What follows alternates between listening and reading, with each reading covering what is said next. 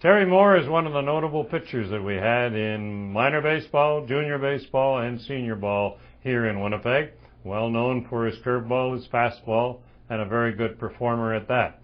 Tell me, Terry, as you look back on those playing days, is there any particular highlights that stick out in your memory? Well, I kind of thought you might be asking me that question, so I thought about it last night, and it goes back to almost my start when I was, I guess, 13 in Pony League. They combined our Fort Garry team with Bill Addison's West End Oriole team. It was about 8 players from each team went, and we ended up winning the Canadian Pony League Championship in Moose Jaw. Sure. And that started a lifelong friendship with Bill Addison, who I'm sure you know very well. Yeah, Bill is up around the century mark. That's right. Now, from what I gather, eh? Yes, yeah. He is, yeah. So that sticks out.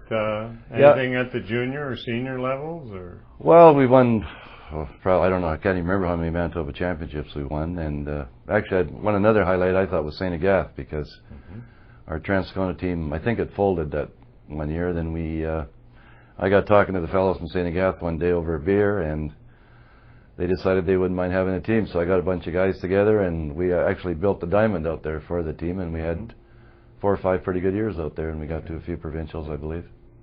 Your specialty was fastball. You also had a great repertoire, curves, and other things as well. Good strikeout man.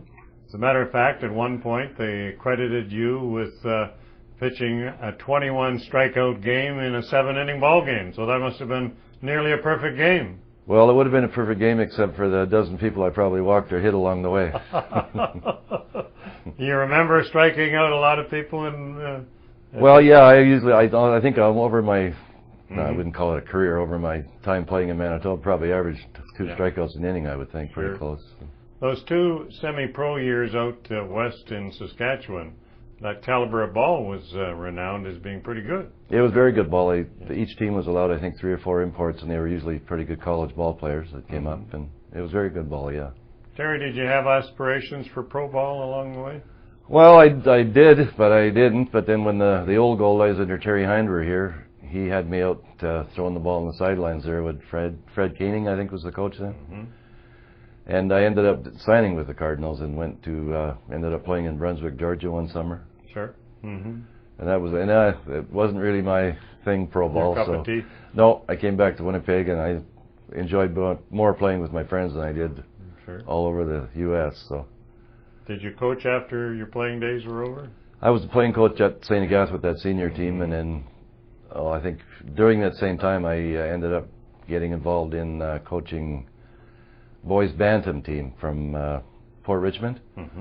And they were kind of like the bad news bears type of kids, bad kids, and they hadn't won a game for about 4 years. So I laid down the rules, and by the end of summer we'd won the city, the provincials, and we lost the Western Canadians to BC. So. Super.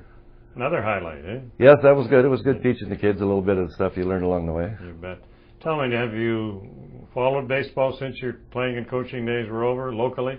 Do you think the game has impressed, has got better? Is it digressing? What? Well, I think that the caliber might be down a bit, because I think there's more to do for kids now, of course, and their slow pitch got involved, and a lot of people golfing now. But it seemed like in the 60s, I guess, and 70s, it was more of a, not a job, but people took it more seriously. There was a lot more tournaments out in the country on the weekends, and that's how I kind of got into the senior stuff. I was just with that. You probably remember the old Fort White team too, right, and of course, yeah. I had known quite a few of them. So I was about 14. They were older than that, but I ended up going out with them a few times and learning the ropes and some of the not ropes.